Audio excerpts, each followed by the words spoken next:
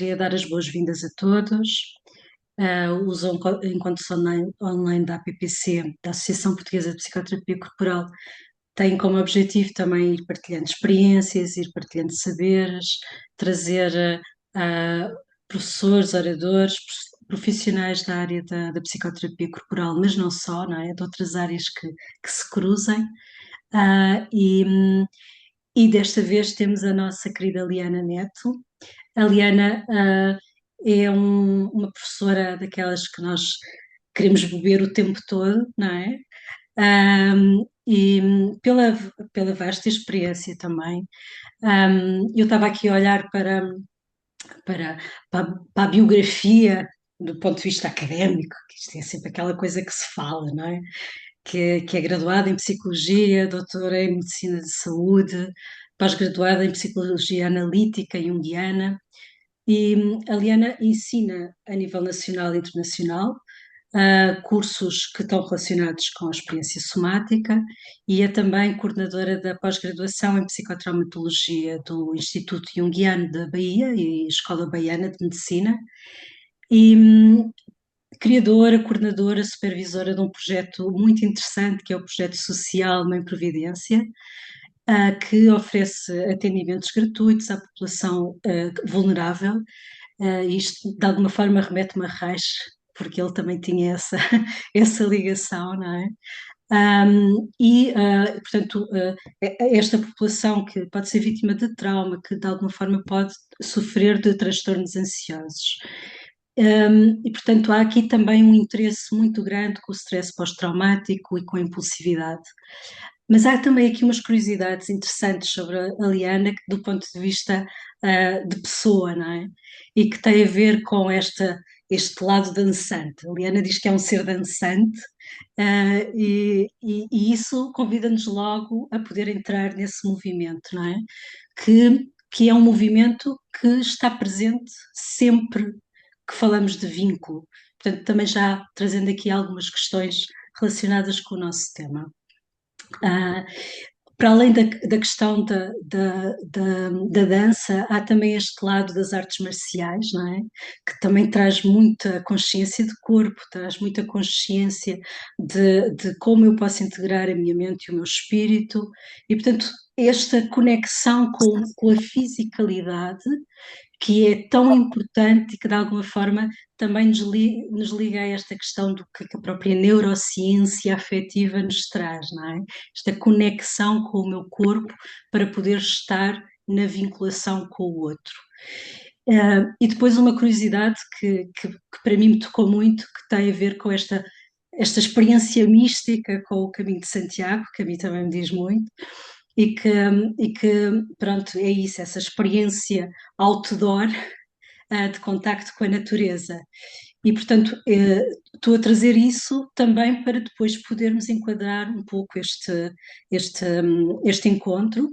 O encontro tem este tema de neurociência afetiva e vínculo, e surge de um retiro que vai ser realizado em abril em Portugal, no Monte Costa Raiz, mas aqui vamos abrir assim um bocadinho o véu para podermos também criar aqui alguma partilha sobre este tema e quem sabe no final depois falamos um pouco sobre o retiro para quem quiser e poder participar.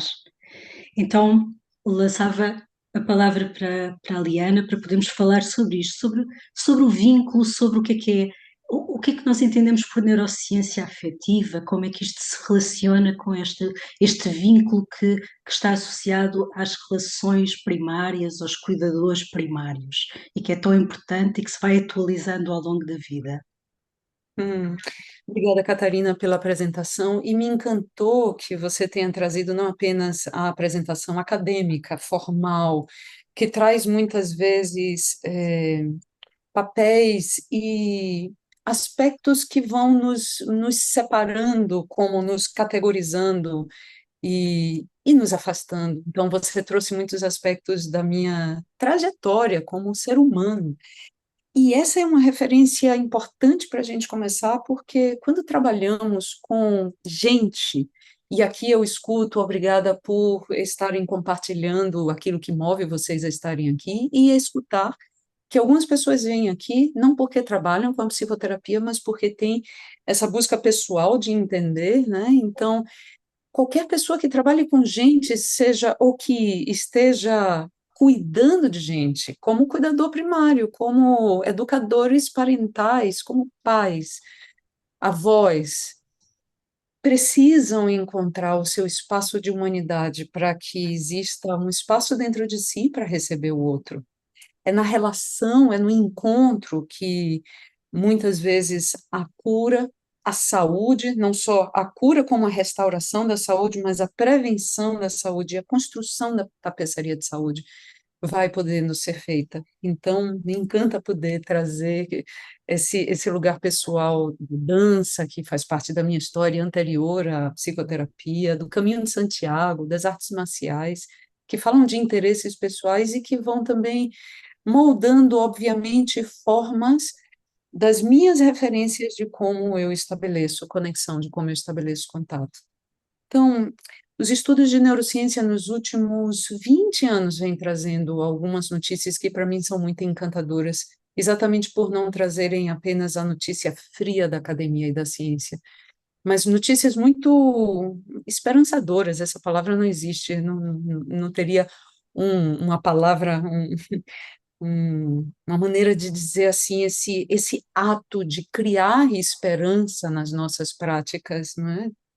E a neurociência vem trazendo essas noções, como, por exemplo, a ideia de que a gente nasce ainda tão prematuro e de que a nossa maturação literal do sistema nervoso vai sendo feita a partir da placenta do vínculo, a partir da forma como nós fomos encontrados. E que isso não se restringe à nossa primeira infância. Claro que grande parte da construção de nossas bases identitárias vão sendo feitas nesse período em que as janelas de oportunidade estão claramente abertas e claramente plásticas, no sentido de muito flexíveis, para que a partir da maneira como fomos encontrados nos vínculos, vamos sendo capazes de moldar nossos grandes traços de habilidades. Mas a neurociência também nos traz essa noção de que, mesmo depois que as janelas de oportunidade se encerram, no vínculo, vamos sendo capazes de reformar, de reparar muitos dos treinos de habilidades que não foram adequadamente feitos pela falta de sintonia dos nossos cuidadores, pela violência, pela sobrecarga, pela negligência, então, pela inconsistência.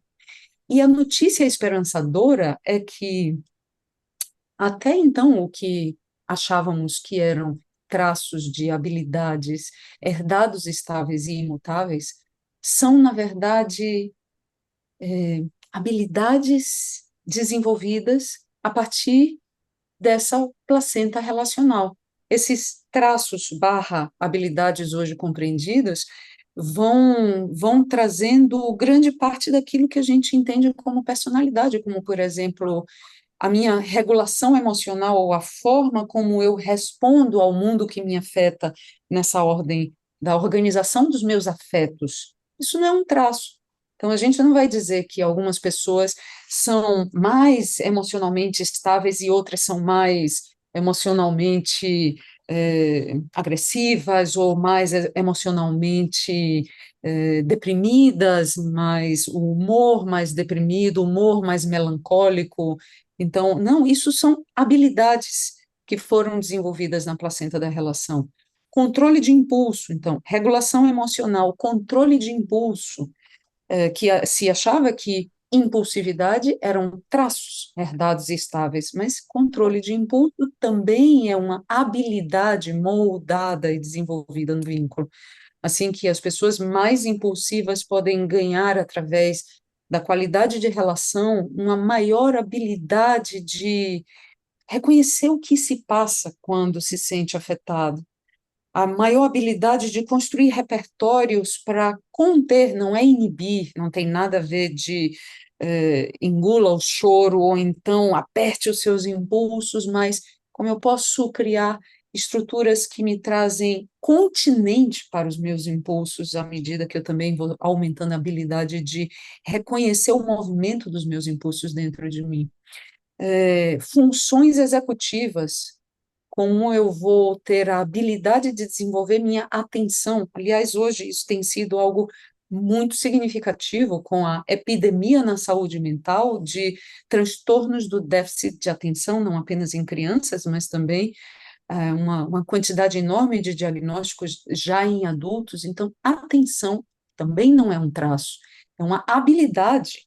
E como desenvolver a habilidade da atenção? Como construir o reconhecimento, em primeiro lugar, dos padrões atencionais que nos criam padrões de percepção do mundo, que também foram mediados pelas nossas relações parentais. Então, como eu vou desenvolver a habilidade da atenção, da concentração, e com isso, atenção e concentração estão estreitamente ligados às habilidades de aprendizado e de memória. Se eu não consigo, se o meu sistema, por exemplo, ele está tão ocupado em se defender de um ambiente que é sentido como nocivo, como eu vou ser capaz de me sentir presente para eleger aquele aspecto do mundo que eu gostaria de pousar e de seguir com a minha atenção? Minha atenção vai estar o tempo inteiro monitorando de onde virá a emergência do próximo perigo. E por isso o déficit de atenção tem uma relação muito estreita com funções parentais inconsistentes, com padrões de apegos desorganizados, com desenvolvimento conectado, a história do nosso desenvolvimento conectado com situações muito ameaçadoras, né, muito imprevisíveis ao longo da nossa história. Então, funções executivas, atenção, concentração, aprendizado, memória, planejamento, o horizonte de futuro que nós vamos construir como horizontes possíveis para os nossos anseios, aquilo que queremos nos tornar, também tem uma relação absolutamente estreita com a forma como fomos vistos em nossas potências, como fomos vistos em nossas dificuldades, como fomos apoiados nas nossas dificuldades, e como isso constrói o continente para os anseios que vamos ter no nosso futuro e os planejamentos que vamos fazer, os horizontes que somos capazes de enxergar e de construir para os nossos futuros. Então, regulação fisiológica, que eu já falei, a habilidade de regulação emocional, habilidade de controle de impulso, habilidade das funções executivas, habilidade de regulação fisiológica, que é a forma como o nosso sistema vai sendo capaz de usar as habilidades tanto de up-regulation, a regulação do sistema nervoso para cima, para que eu seja capaz de, com essa carga nervosa, muitas vezes o nervosismo, que é essa carga nervosa, ser capaz de usar essa energia vital do meu sistema nervoso para responder, adaptar e me defender do mundo. Mas também a habilidade fisiológica de fazer o down regulation, a regulação para baixo, em descarregar e voltar a minha fisiologia aos estados basais de descanso, repouso, quietude com presença, quando eu não estou vivendo uma situação de novidade ou quando eu não estou vivendo uma situação de perigo. Então, o pulso biológico do nosso sistema nervoso carregando e descarregando, que, aliás, tem uma relação muito estreita com, Catarina nominou agora, né, há pouco, o Reich, né, as noções basilares da psicologia corporal ocidental, né? Então, que é essa função do sistema nervoso da curva orgástica, como Reich chamava, a curva de up-regulation, carga, down-regulation, descarga, e como o meu sistema nervoso vai, um sistema resiliente, vai continuamente subindo e descendo essa curva, para que, através dessa plasticidade, possa responder e adaptar ao mundo com saúde também. Então, todas essas habilidades que até então eram conhecidas como traços herdados, estáveis, imutáveis, e tipo assim, se você nasceu, quando a gente compreende como traço de personalidade, traço dimensional de personalidade, constitui quem você é, significa que se você teve sorte de nascer assim, reguladinha com a emoção, good for you, que bom, você se deu bem. Mas se você nasceu com desregulação emocional, não vai ter muita esperança para você. Como se compreendiam os transtornos de personalidade, né? São transtornos que não têm cura, porque se estruturavam sobre essa noção de traços herdados imutáveis. Então, essa é uma notícia gigante. Por outro lado, alguns de vocês podem dizer assim: onde é que está a boa notícia? Se o desenvolvimento da minha habilidade de regulação veio da forma como eu fui encontrada pelos meus cuidadores, onde está a boa notícia? Porque muitos de nós não tivemos cuidadores suficientemente regulados para nos ensinar no vínculo, na relação, essas habilidades, para nos ensinar através de atuar diretamente no nosso sistema nervoso. Eu estou falando aqui grandes ideias, e claro, cada uma dessas ideias podem ganhar um zoom, e a gente pode desenvolver aqui diálogos a depender do que lhes tocar, e, e que fizer sentido. Né? Para vocês, a gente pode ir colocando zoom sobre diversos subcomponentes desse nosso diálogo. Mas então, através de atuar diretamente no sistema nervoso das crianças em desenvolvimento, plasmando, moldando e trazendo um modelo para as crianças vão se desenvolver em adultos mais saudáveis. Mas a boa notícia também, para muitos de nós que tem duas boas notícias. Para muitos de nós que não tivemos vínculos suficientemente seguros, a primeira boa notícia é que as habilidades podem ser treinadas, mesmo quando nós nos tornamos adultos. Custa mais, dá mais trabalho, mas é possível desenvolver essas habilidades. E um exemplo que eu trago para isso é o exemplo do aprendizado de línguas. Quando a gente está ainda com o nosso sistema nervoso imaturo, em que as janelas de oportunidade para aprendizado estão abertas, plásticas, flexíveis, aprender língua é assim, esforço nenhum. Se aprende como se aprende a habilidade de andar de bicicleta. Então, não requer intenção, não requer esforço, e é uma habilidade que se aprende de uma maneira, assim, muito consistente. Mas quando a gente se torna mais velho, então, é possível aprender língua aos 50 anos de idade? Claro que é possível. Vai requerer mais esforço, entretanto, mais intencionalidade. Você não vai aprender língua se você for para um lugar simplesmente escutar todo mundo falar. Isso não vai intrinsecamente te trazer a habilidade de sair falando essa língua. Então, você provavelmente vai precisar ter algumas aulas especiais, colocar intencionalidade consciência nisso. Você vai precisar repetir esse treinamento por mais tempo, mas você vai alcançar a possibilidade de aprender uma nova língua.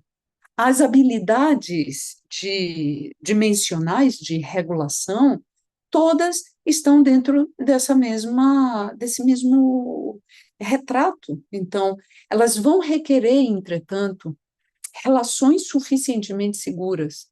E, às vezes, as relações cotidianas, elas, porque vêm de um padrão de scripts relacionais disfuncionais, que de alguma maneira interatuam de formas também disfuncionais com as pessoas do nosso cotidiano, por exemplo, nossos pares românticos, por exemplo, os amigos que elegemos para amigos mais próximos, muitas vezes acabam reatuando padrões disfuncionais de vínculos, em que requisita que estejamos o tempo inteiro encontrando os lugares em nós que vão se defender, em lugar de criar os treinos de habilidades para novos padrões relacionais. Então, muitas vezes esse é o momento em que a gente vai precisar convocar os amigos técnicos, né? Assim, a placenta da reparentalização através dos vínculos terapêuticos.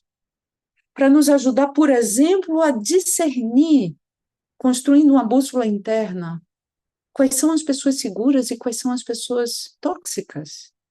Quais são os contextos em que, com as pessoas seguras, eu vou precisar convocar meus recursos de defesa?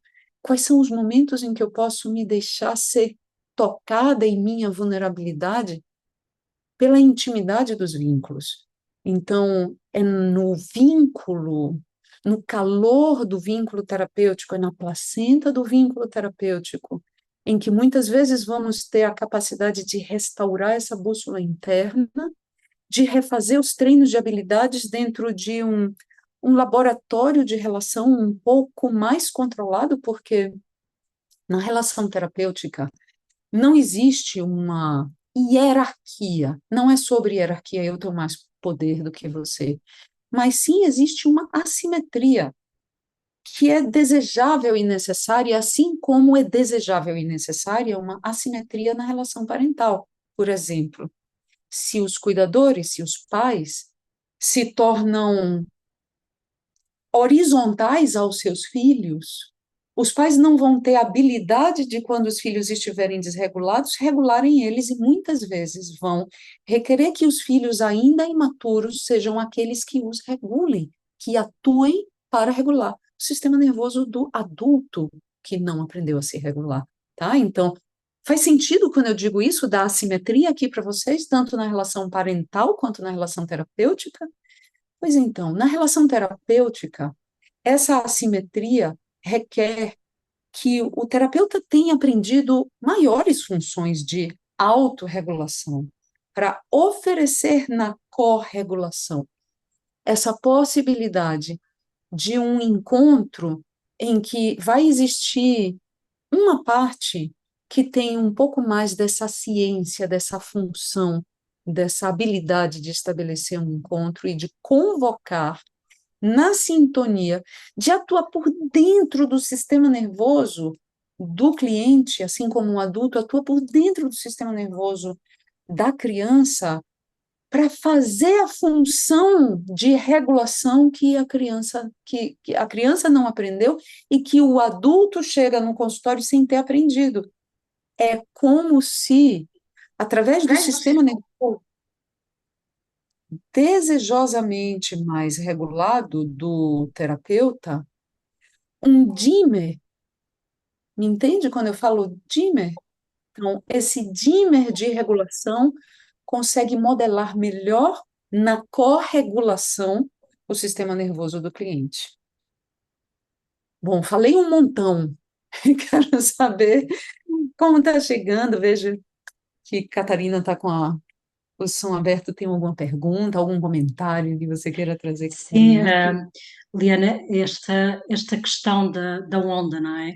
Porque de Hum, facto há várias coisas, há esta questão da onda e há esta questão da verticalidade que também é muito importante, não é? Trazer, de poder acompanhar essa onda que está a chegar ao consultório e de ajudar a ir a lugares que habitualmente o cliente não consegue ou não aprendeu a fazer, não é?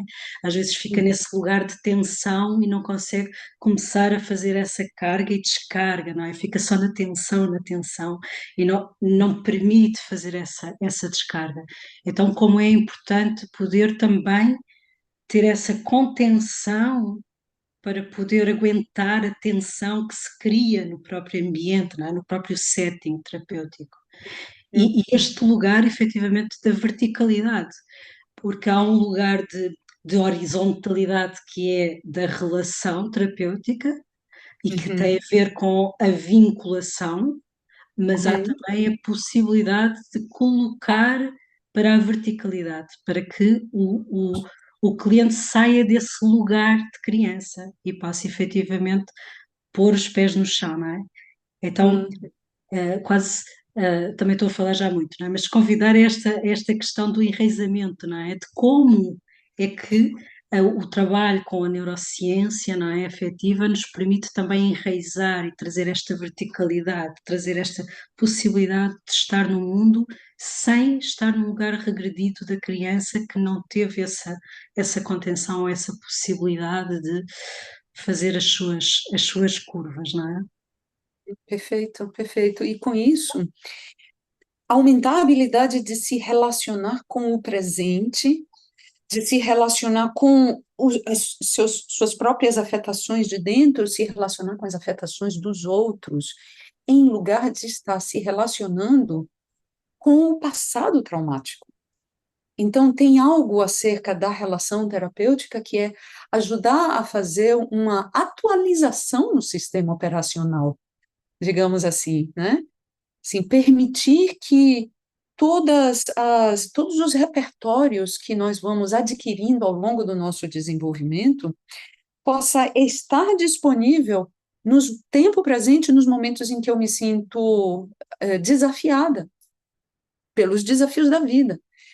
Tem algo que o nosso sistema, que é um sistema profundamente inteligente, o nosso sistema orgânico é um sistema profundamente inteligente.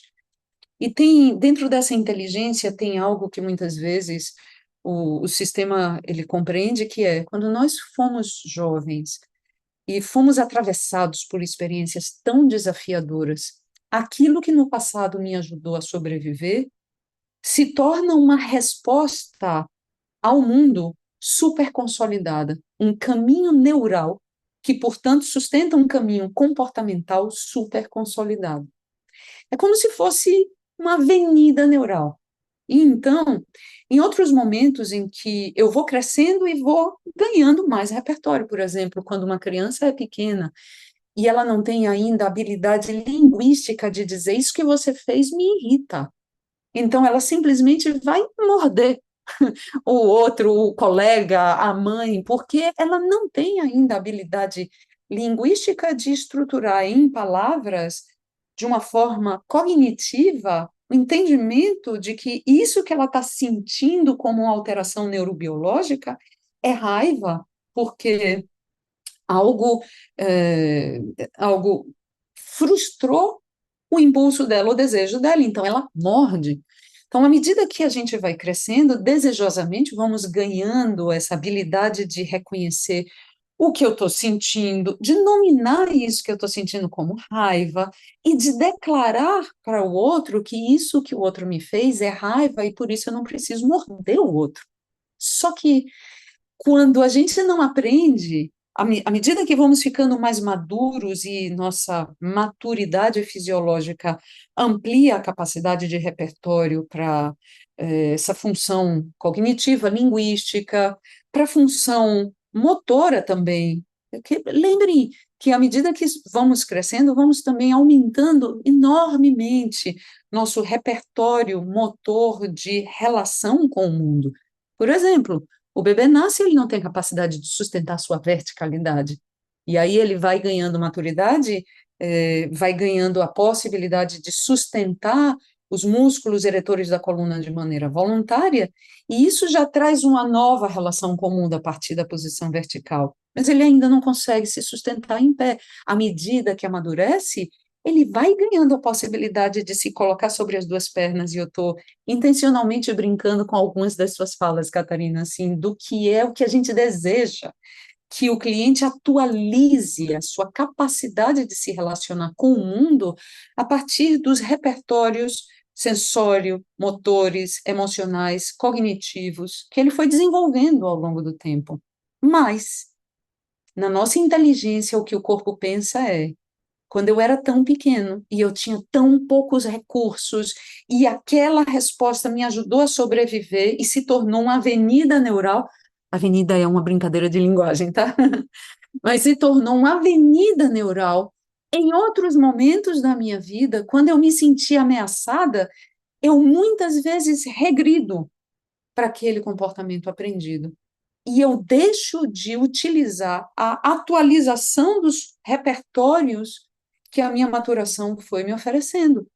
Então, parte do trabalho terapêutico nessa ajuda para atualização do sistema operacional é fazer a mesma coisa que os nossos computadores muitas vezes fazem. Eles mandam aquela caixinha de diálogo dizendo assim, o seu computador está pronto para fazer uma atualização, você quer?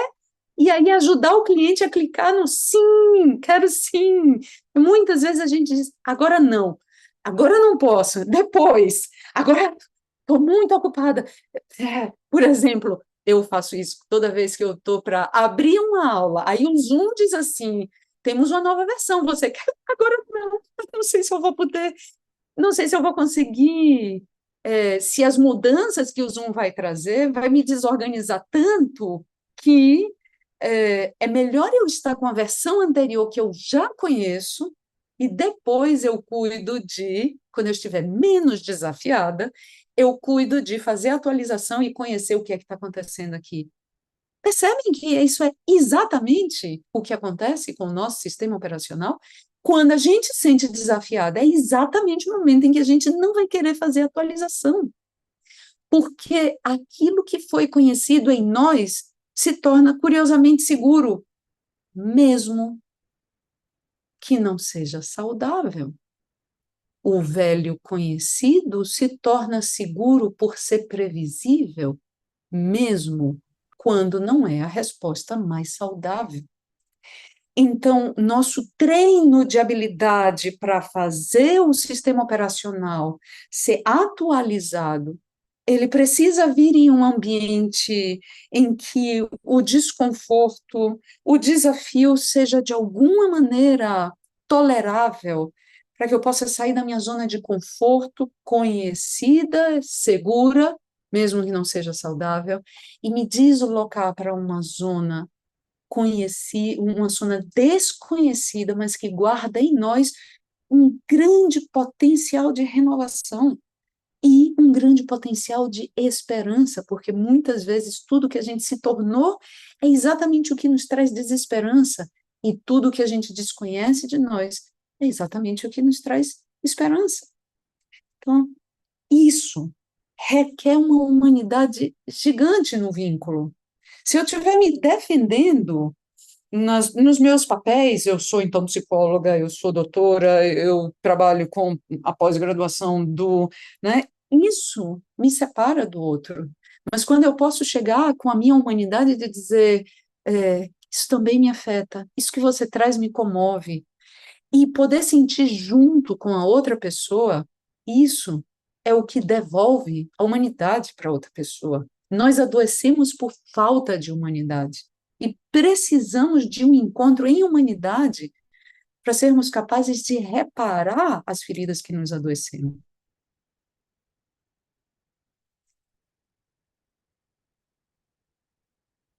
Hum.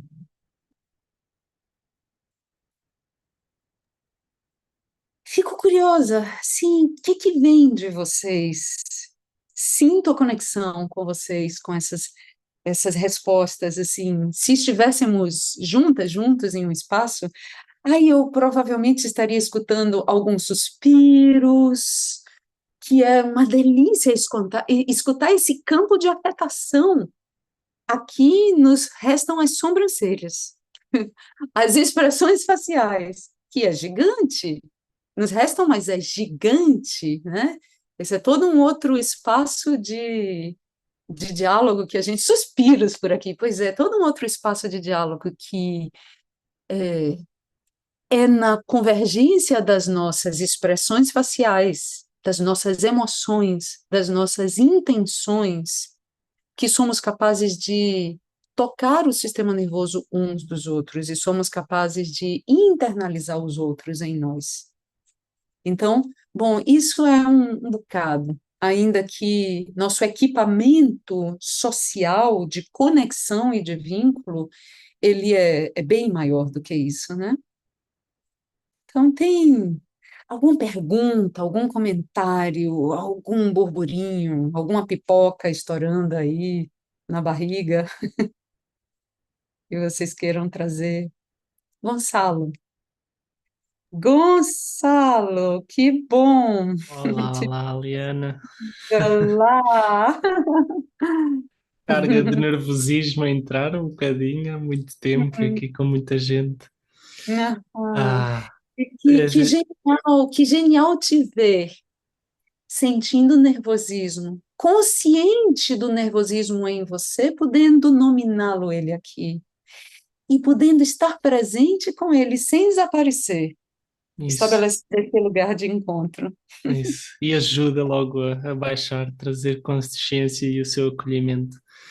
E então, avançando para o comentário barra pergunta, ficou muito aqui latente algo que disse nas linhas de tudo aquilo que a gente pode conhecer em nós torna-se desesperante, tudo aquilo que a gente desconhece e se afastou de nós pode trazer, retrazer esperança. E liguei muito ao ser visto, o quão ser visto pode ser libertador e saber bem, não é? Num momento de insight, de descarga, o que queiramos chamar. Hum, Pronto, eu queria que hum, desnovelasse um pouco mais sobre isto, ser visto e o não ser visto, o que é que, não é? Porque isto toca muito nas defesas que as pessoas criam, com vergonha de trazerem da sua autenticidade. claro. Nossa, bom, vários comentários se abrem aqui como o desejo de te encontrar com essa pergunta. Vou encontrar um caminho de seguir. Curiosamente, a gente pensa que são as violências que mais aniquilam o nosso espaço de existência, mas as pesquisas nos mostram de que não ter sido visto em sintonia é mais aniquilador do que ter vivido experiências de violência. Então, o que que acontece aqui? Assim, qual a razão disso? De alguma maneira, quando uma pessoa se torna violenta em relação a mim, existe uma função de relação disfuncional, mas existe uma função de relação entre duas pessoas. Quando eu não sou vista, por exemplo, uma criança que chora e os pais entendem que isso foi muito comum na década de 70 aqui no Brasil, e devastador, quando uma criança chora no berço, criança pequena, recém-nascida, chora no berço, e os pais eram orientados a dizer: deixa chorar, porque ela vai parar de fazer birra, e vamos só pegar ela quando for o momento de amamentar, quando for o momento de higienizar, e quando for o momento do meu desejo. Agora eu posso, agora eu vou pegar. O que acontece com essa criança? Ela vai parar de chorar sim, mas não porque ela vai aprender que vai ter um momento certo de chorar e um momento certo de calar, ela vai aprender que não adianta ela chorar, porque ela não vai ser capaz de afetar uma outra pessoa para atender às necessidades dela. E a desistência do choro é um grande colapso que a gente vê hoje muito frequentemente, pessoas que aprenderam a chorar para dentro, a não chorar com uma outra pessoa, a chorar silenciosamente ou a se retirar da conexão quando vem um choro. Essa é uma desistência profunda da primeira resposta de sobrevivência que nós temos. A única maneira ativa de afetar uma outra pessoa quando a gente nasce com tão pouca maturação, que é o crying for help, o gritar por ajuda, o chorar por ajuda, é a principal resposta de sobrevivência de um bebê. Então, quando um bebê desiste de chorar, ele desiste de afetar uma outra pessoa. Ele desiste de estar num campo de afetações e ele deixa de confiar que ser visto em sua subjetividade, em sua singularidade, é algo possível. Então, em grande parte, aquilo que a gente vai se tornando vai sendo muito confuso sobre o nosso mundo interno subjetivo, quando eu desisto de estar num campo dual, nesse campo dialético de relação, nesse campo dialógico de relação, que é eu afeto e sou afetada, e assim vamos nos transformando juntos, porque a realidade é que quem aqui é pai, mãe, avô, avó, terapeuta, digam aí se às vezes não tem sessões que a gente tem vontade de pagar para os nossos clientes de tão nutritivo, de tão saboroso, de tão curativo que a relação é para a gente, né? Então, também em nós, muito dessa função curativa acontece quando acompanhamos as reparações das outras pessoas, né? Mas então, isso para dizer que a gente vai, como pai e como terapeuta, a gente também vai se transformando no vínculo, sempre dinamicamente. Quando desistimos de afetar os outros, desistimos de dar os espaços de intimidade dos outros, e quando criança, quando fazemos isso como criança, e essa desistência não é cognitiva, não é uma decisão consciente, cortical, eletiva e voluntária. É algo que se faz em mim antes mesmo que eu seja capaz de colocar palavras nisso. E por isso é muito importante, a propósito dos recursos corporais de trabalho, por isso é tão importante que tenhamos não apenas a capacidade de estabelecer sintonia e ressonância com as funções de vínculo, mas também sintonia e ressonância com os diálogos corporais que nos entregam de volta esse tanto que ficou silenciado, invisível e desconhecido em mim, entretanto governando o meu comportamento. Isso que está silencioso, invisível e desconhecido, entretanto, é exatamente o que governa o meu comportamento. Uma decisão de sobrevivência que vai atuando na construção dos meus scripts, dizendo: eu não confio em te dar intimidade, em te dar acesso ao meu espaço interno. Eu não confio que eu vou estar seguro de te receber, de ser visto por você. Então, isso de não confiar também vai criando, vai moldando os padrões de vínculo, tá? Por outro lado, às vezes, o não ter sido visto é mais sutil. É tipo assim, a criança foi muito vista em suas necessidades básicas. Teve cuidadores primários, e quando eu falo cuidadores primários, eu quero ampliar em muitos aspectos o sentido de que, às vezes, os cuidadores primários não foram a mãe e o pai, podem ter sido os irmãos mais velhos, às vezes os cuidadores primários podem ter sido a mãe numa família em que temos duas mães, ou o pai e o pai numa família que temos os dois pais, ou outras pessoas que atuaram como, por exemplo, era a avó quem tinha uma função importante de fazer os cuidados primários. Então, enfim, ampliando esse conceito de que não é só mãe e pai quem vai estar a cargo dessas funções de cuidados primários, mas às vezes os cuidadores primários são muito eficientes para essas funções originais de fazer a higiene, prover a alimentação, ter os cuidados de vestimenta, a criança está sempre limpa. Mas esses cuidadores, por que eles não foram capazes de terem sido vistos em suas necessidades emocionais subjetivas? Eles também são incapazes de verem os seus filhos nessas necessidades. Então, Gonçalo, essa é outra forma de não ser visto, tá? Eu fui visto, fui vestido, fui alimentado, fui cuidado nas coisas objetivas, mas tem uma parte de mim que foi profundamente invisibilizada, que não foi vista. Toda essa vida subjetiva latente dentro de mim. E uma criança ela precisa disso para a maturação. Por exemplo, todos nós temos aqui essa referência de quando uma criança cai, e aí ela olha para o cuidador primário para tentar entender o que é que aconteceu comigo. Ela não chora imediatamente. Vocês reconhecem isso que eu estou falando? Então, ela olha para o cuidador primário. Se a cara do cuidador está assim, a criança vai fazer. Se ela olha para o cuidador e o cuidador está assim, tranquilo, e diz: oh, meu amor, você caiu. Deixa eu ver, tá tudo bem? Tá tudo bem. Vamos embora. Levanta. Vamos. Ficar de pé de novo. Levanta, sacode a poeira, dá volta por cima. A criança vai significar a experiência que ela teve de acordo com o significado espelhado do cuidador primário. Então, o que é a minha experiência interna é a forma como eu fui espelhada pela experiência de espelhamento do meu cuidador.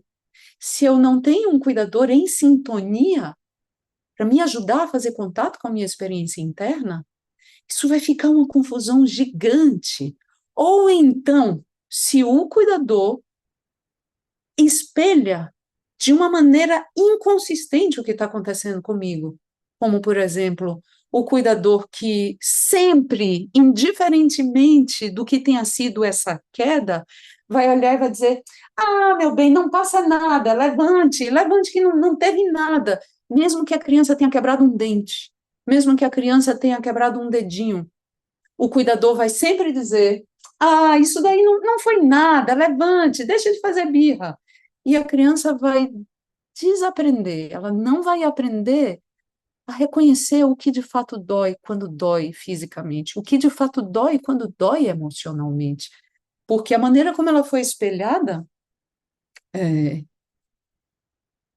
como a vida subjetiva da criança foi encontrada ou não foi encontrada por ela, também vai criar um espaço de um vazio muito significativo. Então, tudo isso tem relação com esse ser visto e esse não ver. E por isso é tão importante que o cuidador depois, um terapeuta, uma terapeuta, tenha essa habilidade de ver em sintonia, de ajudar a colocar legendas, como você trouxe e compartilhou lindamente, Gonçalo, assim, só o fato de nominar o que eu estou sentindo já me ajuda a ficar menos ansioso, menos desorganizado. As pesquisas com neurociência nos mostram que quando somos capazes de colocar legenda sobre esse sentir subjetivo, isso já atua como uma função de regulação top-down, de cima para baixo. Então, a legenda em sintonia precisa vai atuar sobre o sistema límbico, desativando a atividade amígdala cerebelar, e fazendo com que o senso de medo e perigo diminua, o senso de presença e conexão com o que está acontecendo aqui aumente, e a regulação emocional se torna mais disponível.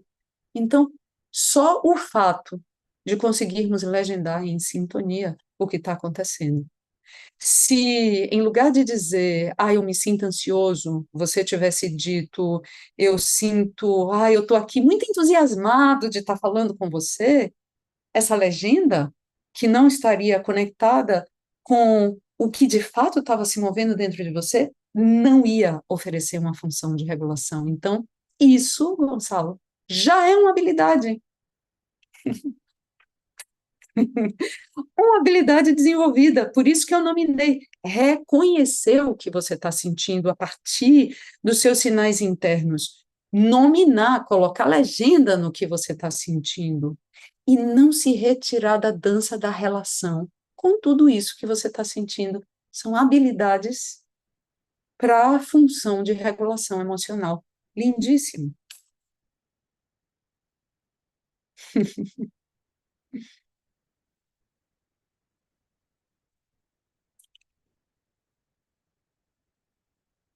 Então, sei que entreguei um bocado de ideias aqui. A Catarina quer puxar algum fio? Ou tem mais alguma pergunta? Obrigada, Gonçalo, por sua pergunta. Mais algum fio de pergunta que vocês queiram Eu tenho uma trazer? pergunta. Sim, Rita, venha, bem-vinda. Obrigada. Eu estou a pensar num caso em que é mais do que não ser visto, é abuso, é ter sido deixada de cuidar por pessoas amigas de amigas e, e, no fundo, a relação terapêutica torna-se muito difícil porque não confia, porque boicota, e os avanços acabam sempre por ser recuos a partir de certa altura. Então, o que é que aconselha, como é que comenta este tipo assim, de trauma prolongado no desenvolvimento? Uhum. É claro que o grande desafio desse tipo de trauma, que são traumas pervasivos, traumas desenvolvimentais e que vão ser reatuados na relação terapêutica, o grande desafio é a relação. O grande desafio é o vínculo. E é genial a sua pergunta, Rita, porque muitas vezes, dando supervisão, as pessoas perguntam assim, as pessoas trazem um desconforto dizendo: se a pessoa conseguisse aderir ao processo, eu conseguiria trabalhar, mas ela não adere, eu peço para ela fazer exercícios de casa, ela não faz, volta como se a gente estivesse do zero. E, na verdade, esse é o material primário, essa é a matéria-prima. Não é quando a pessoa estiver bem que eu vou poder trabalhar com a técnica, a matéria-prima, é a forma como vamos estabelecer esse encontro.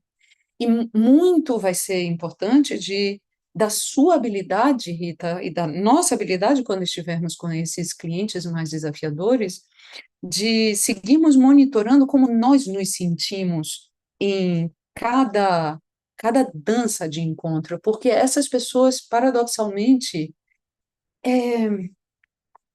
elas não foram vistas em sintonia, né? Sim, tenha sofrido negligência, abuso, a verdade é que elas não foram vistas e não foram sentidas em sintonia, e é como se em cada encontro terapêutico elas estivessem trazendo uma grande pergunta: você vai dar conta de mim?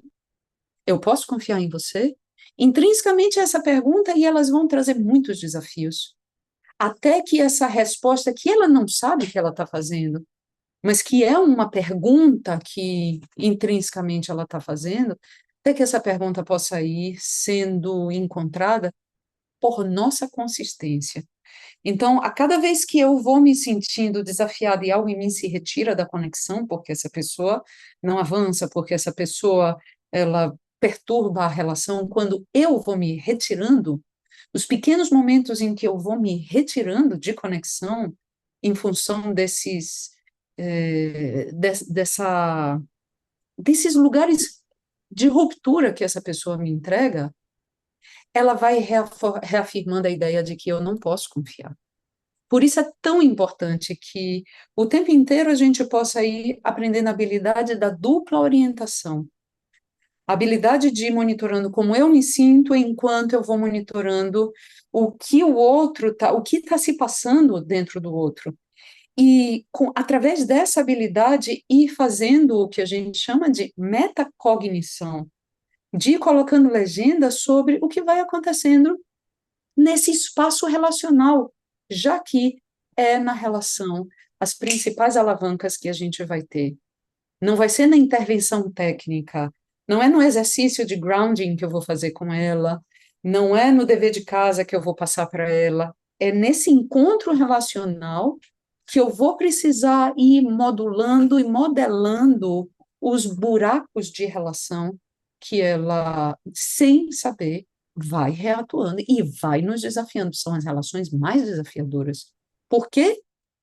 Não só porque não respondem, mas especialmente porque são as relações que nos desafiam diretamente enquanto sujeito. As raivas que a gente vai sentindo, os medos que a gente vai sentindo, as desconexões que a gente vai sentindo, e a inabilidade de perceber tudo isso que vai interatuando o tempo inteiro, inconscientemente, na dança da relação. Então, é se dar conta disso, é aumentando a habilidade de fazer essa metacognição, de colocar legenda sobre, por exemplo, dizendo, eu vejo que você fala, por exemplo, digamos, que eu atrasei de encontrar com a pessoa, e ela chega, a primeira coisa que ela fala no encontro é assim, se atrasa sempre, né? Já tô tomando como comum esse atrasinho inicial dos 15 minutos. E, e ela fala isso sorrindo. E eu posso perceber que eu fico irritada e que vem uma parte de mim que quer me defender e justificar, ou eu posso perceber que tem uma irritação, e me dar conta disso aqui vai ser super importante até para que eu não me retire com a minha irritação, não me defenda por minha irritação, porque isso é a maneira dela pedir ajuda. Só que ela não sabe. E então eu posso dizer assim, eu escuto que quando você traz esse comentário sorrindo, tem uma parte sua que provavelmente se sente irritada com esse atraso comum, esse atraso frequente de minha parte. E eu agradeço ao fato de que você não desistiu de comentar que você já reparou que esse atraso é frequente. Eu adoraria mesmo ser capaz de dizer para você, eu não vou me atrasar mais, eu vou cuidar para não me atrasar mais, mas ainda que eu esteja atenta a isso, eu escuto você me dizer da sua irritação, de que isso de alguma maneira te afeta, e eu imagino que te incomode, eu escuto você certo? Então, olha só, primeira intervenção, eu escuto você dizer. Isso que você está me dizendo é válido, é legítimo. E quando eu escuto isso, eu posso ter toda a minha melhor intenção de atrasar menos nos nossos encontros, tá? Então, vou claramente ter essa intenção. E, ao mesmo tempo, pode ser que eu não consiga. Então, quero que você saiba que se eu não conseguir, não foi porque eu não escutei, não foi porque eu não te vi, foi porque outras ordens de desafios estavam presentes nesse manejo do tempo. Então, percebe aqui essa metacognição? Eu estou colocando legenda sobre o seu estado emocional, que foi o que Gonçalo fez. Ele foi capaz de colocar legenda sobre o estado emocional dele. Então, eu estou colocando legenda, em lugar de dizer, ah, pois é, desculpa, eu atrasei, eu não vou responder ao conteúdo direto. Na metacognição, vou responder ao pacote como esse conteúdo me foi entregue, né? E dentro disso, o que de fato quis me encontrar da comunicação. Então, eu escutei o que você me trouxe, eu coloco legenda sobre isso, você me fala sorrindo, mas provavelmente você se sente afetada, irritada, frustrada, isso te afeta e eu escuto isso. Eu legitimo isso que você está me trazendo. Eu respondo a isso desde um lugar que não tem que ser me defendendo, nem vai ser me retirando.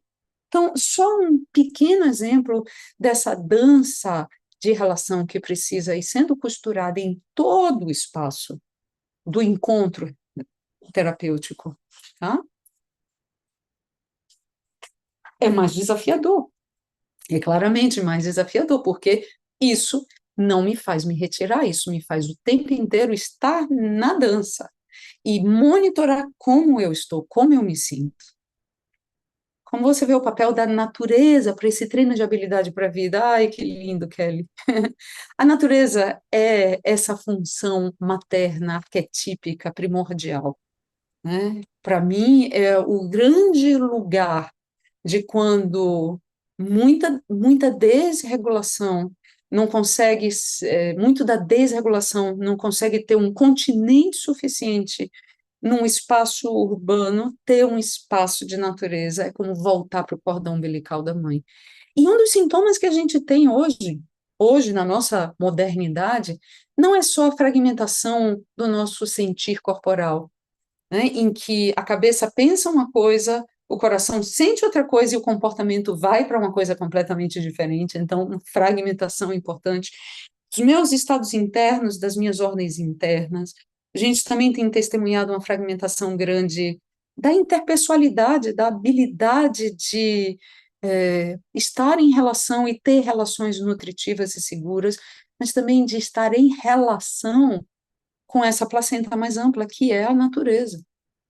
Então, muitas vezes, como parte, assim, uma terapia para apoiar uma regulação emocional, fisiológica, vai requerer não apenas estratégias de manejos do estresse ou dos desafios emocionais, mas vai incluir padrões comportamentais de como eu estruturo a minha vida de atividade e descanso e repouso, vai incluir padrões de alimentação e vai incluir essa restauração de um padrão de conexão com o cordão umbilical da grande mãe. Quando as crianças têm suas necessidades emocionais ridicularizadas, é o mesmo de não ser vista. Às vezes pode até ser pior, Flávia, porque não é só não ser vista, mas também tem a ideia de que quando eu sou vista na minha emoção, isso é algo é algo inadequado, vergonhoso. Então, além de não ser vista, eu vou aprendendo, fazendo um esforço para me afastar da minha vida emocional, porque isso é compreendido como inadequado e vergonhoso.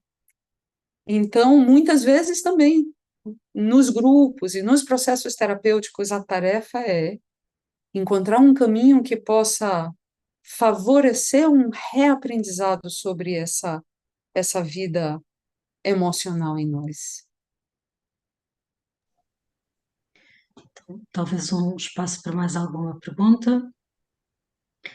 Não sei se alguém terá mais. Nós ficaríamos aqui a noite toda a conversar com a Liana e seria pouco. Então, de alguma forma, talvez poder também falar que a Liana estará em Portugal de 22 a 25 de Abril, num retiro que se vai realizar no Alentejo, no Monte Costa, com este tema, não é, da neurociência afetiva e vínculo, e talvez convidar um pouco a falar sobre o retiro, percebendo que, de facto, o retiro traz esta possibilidade de refletir um pouco mais sobre o desenvolvimento maturacional, emocional, psicológico, não é? E poder perceber esses padrões de conexão, mas também ir buscar formas de nós nos conectarmos com recursos experienciais e cognitivos, não só para terapeutas, não é? Mas também, e eu às vezes penso nisso, não é? Eu também sou mãe e penso sempre estes recursos também são importantes para a minha relação com a minha filha, não é? Então, como é que este retiro poderá de alguma forma trazer também esta reflexão e abrir um pouco sobre isso para quem quiser também poder participar, não é? Uhum.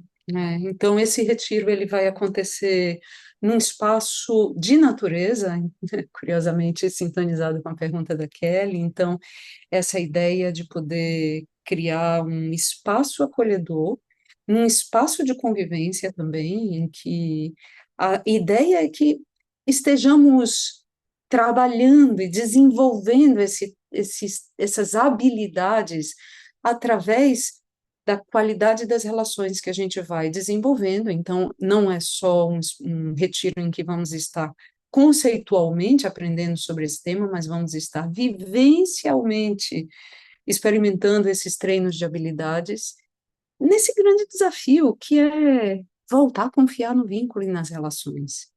Algo que a gente tanto anseia quanto teme, né? Então, esse é, esse é o convite.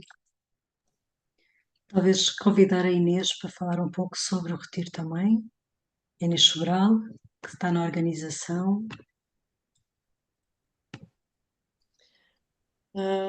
Bom, ainda estou aqui a respirar tudo aquilo que tivemos aqui a ouvir e agradecer muito à Liana também a generosidade com que nos traz estas viagens, não é? Sempre tão tocantes e que põem aqui arrepios e ativações, enfim, com muita emoção. Bom, então nós estamos organizando aqui o retiro da Liana, eu em conjunto com a Mariana Caetano, que também está aqui, e a Kelly Lemos. Este ano, pela segunda vez, vamos até ao Monte Costa Raiz, que imagino que muitos que estão aqui já conhecem, que é um lugar com muito afeto, com muito vínculo, rodeado de uma natureza belíssima, não é? Com os pôr dos sóis assim maravilhosos e um manto de estrelas no céu à noite. E onde podemos assim encontrar um lugar bem confortável para podermos aprofundar estes encontros com a Liana, que são sempre também muito mobilizadores, não é? Tanto de anseios e de medos, como também de amor e segurança, mas são sempre mergulhos profundos, não é? Então, nos podemos juntar e fazermos estas travessias também dentro de nós em conjunto, é essa a proposta. Nós temos vindo, esta questão de fazer em modo de retiro é algo que tem vindo a ser construído, não é? Vamos agora no terceiro ano do workshop com a Liana, este ano com um tema novo e muito, a mim, muito apetecível, pelo meu interesse também muito pessoal e, claro, profissional também. e também da importância, não é? Que eu estava aqui a ouvir a Diana e tocou-me mais uma vez, não é? Se calhar num lugar ainda mais profundo, a importância, não é? Deste tema, pessoalmente, para vários profissionais. E nestes tempos, não é, que vivemos, tão importantes de recuperar esta humanidade e esta forma, para quem cuida e para quem é cuidado, não é, de transformar aqui os vínculos. Então a proposta é essa, tivemos aqui um bocadinho uma amostra, não é? Muito generosa do que poderá ser trabalhado durante esses dias, que será de 22 até 25 de Abril, então no Monte Costa, com as refeições vegetarianas e com todo esse conforto, não é?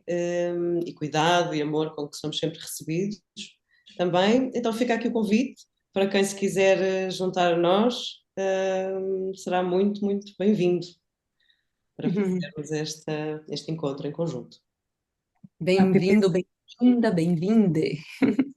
Isso.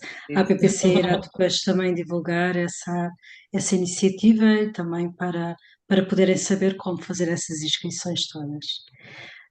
Para já, gostaria muito de agradecer, Liana, é sempre realmente uma pessoa fica sem palavras, não é? Preciso agora daqui fazer umas atualizações.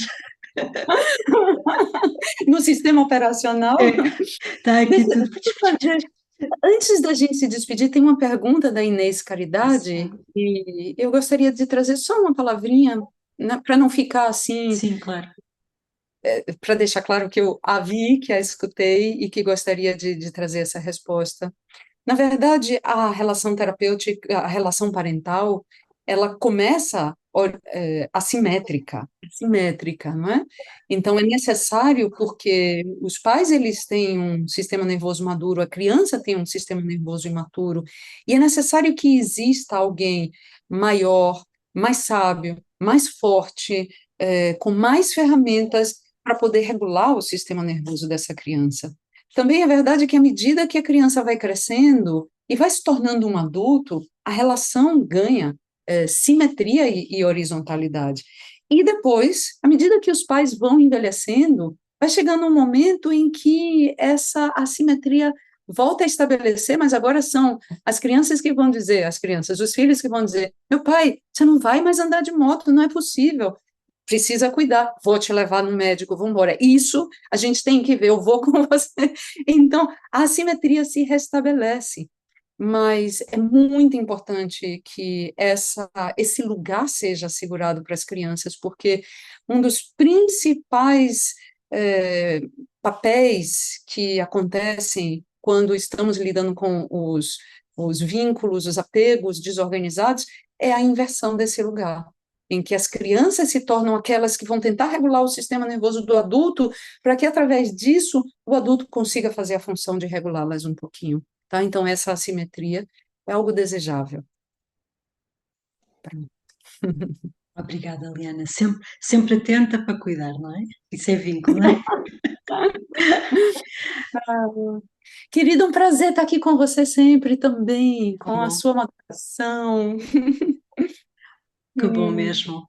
Então, convidar a todos a abrirem os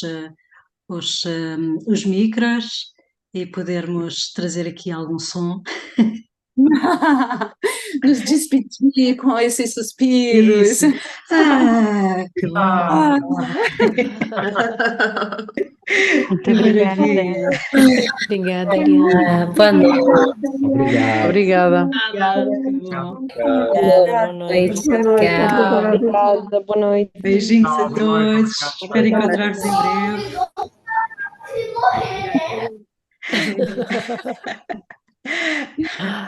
Estes sons maravilhosos. Obrigada a todos.